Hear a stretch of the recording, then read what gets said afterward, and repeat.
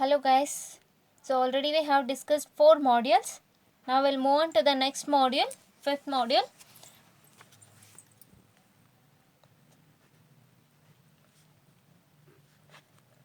The title is already in last unit 4th module we discussed 3-phase induction machines. So here we are going to discuss about single phase induction machines. What is the difference between 3-phase induction machine and single phase induction machine? Very simple. 3-phase induction machine is supplied from 3-phase voltage, where single phase induction machines are supplied from single phase supply. So there is a major difference between 3-phase and single phase, not with respect to the supply, other than the supply. Your 3-phase induction motor is a self-starting machine. Self-starting machine, where your single phase induction machine is not a self-starting machine. So that is a drawback of single phase induction machine. Why 3-phase is self-starting? Why not single phase is why 3-phase is self-starting and single phase is not? Well, we need to discuss that. We know that in case of 3-phase induction machine, we are going to give 3-phase supply. With the help of that 3-phase supply, it is going to create a rotating magnetic field in the stator, right? But in case of single phase, the magnetic field is rotating. Why? Because we have applied 3-phase voltage. So it is going to produce the rotating torque. But in case of single phase induction machine, we have only phase and neutral. We have only one supply. One is phase and single phase. So it cannot able to generate the rotating magnetic field or rotating torque. That's why single phase induction machine is not self-starting. 3-phase induction machine is self-starting. So this is a major difference. Not a self-starting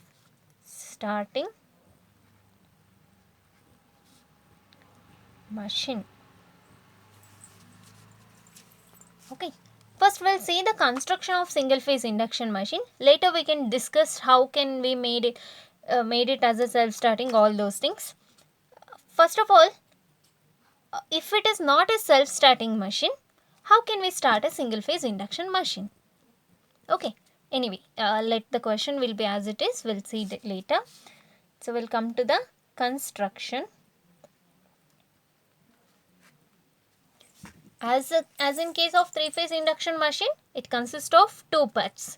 One is stator, stationary part. Another one is rotor. Always in single phase induction machine, the rotor will be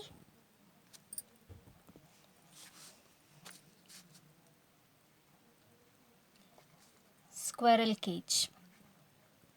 So squirrel cage means we have a cylindrical rotor, the surface is cleaved, and we have inserted the copper or aluminum, conducting material bars inside that, and the ends are shorted. So that is a squirrel cage induction machine.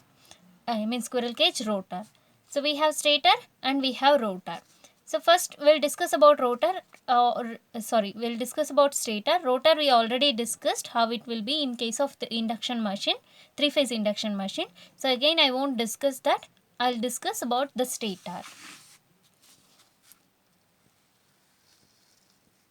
So here we have stator. This is yoke. Inside this we have the rotor. So this is your rotor. So here we have stator windings, single phase windings. The windings are single phase. Stator windings. Here we are going to give the supply. Single phase AC, phase neutral.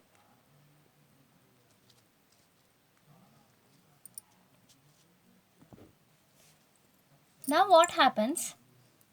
When you apply the voltage to these terminals, phase and neutral, it is going to generate the magnetic flux. As in case of 3-phase machine, This is also going to generate the magnetic flux, that is north and south pole. With this north and south pole, after half a cycle it will interchange, means the flux is changing, flux is alternating.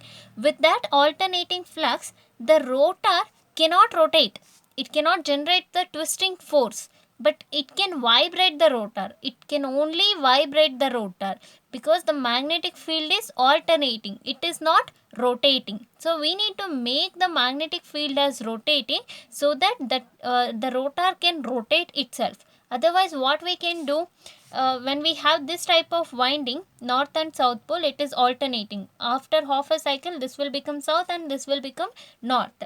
So what we can do to make this as rotating, we need to give some external force, we need to couple it with the turbine, or we have to give some external force to make this rotor to rotate. Once we give some external force and if we rotate the rotor, later it will pick up its speed and it reaches the rated speed with the alternating flux itself. But it cannot start it cannot start by itself. So we need to make this rotor to start by itself. So what are the methods we have for that? That we'll see now. How can we make a single phase induction machine as a self-starting machine? Very simple. Here we are going to add 2 more windings at exactly 90° apart from the stator windings. So these are the stator windings which we were discussing till now. Now what I am doing? I am going to add 2 more windings at exactly 90° apart from the windings. Let me call this as main windings. Why it is main windings? Because those are the windings which already there while constructing the induction machine. Or I'll call it as run winding. I'll tell you why I'm calling it as run winding. Now I had added extra windings, and these windings are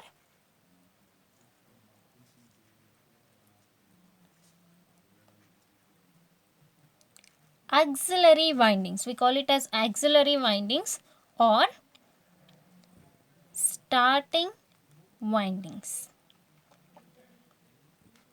Auxiliary windings or starting windings. So why we have connected these windings? Because now we are going to give the supply for main windings and auxiliary windings for both. Since auxiliary windings are 90° apart, the magnetic field also produces in auxiliary winding north south. After half a cycle it will interchange. So because of that, the magnetic field produced previously is alternating north south south north like that. But now we have one more magnetic flux here. In case of 3-phase machine, what happens? We have north south north south.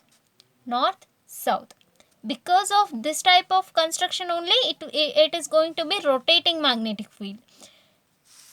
We are going to create the same thing. This is a 3-phase machine. Now we are going to create the same concept here, but instead of using this one, we cannot make it as north south of 120°. Rather than that, what we are doing, we are making it as a 2-phase machine. How it is 2-phase? See, here we have 2 windings. Here after 90° we have 2 more windings. Okay, north south. And after 90° again it will change.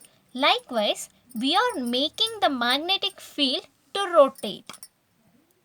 It is not rotate by itself when you connect only main windings. When you connect auxiliary windings and when you excite the auxiliary windings, it is going to create a magnetic field like this and it can rotate easily. See, along with this video, I'll share you one more video, that is the animation of single phase motors, how the auxiliary winding works. Please watch that so you can understand this concept better. Okay.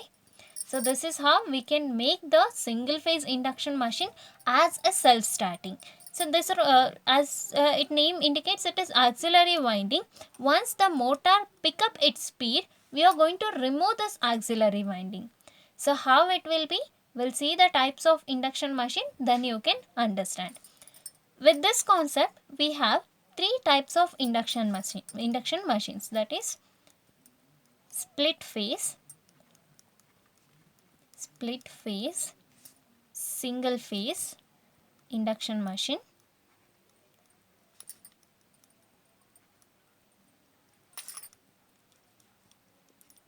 another one is capacitor start and induction run induction machine. What is the working principle of induction machine? Electromagnetic induction. That's why it is called induction run.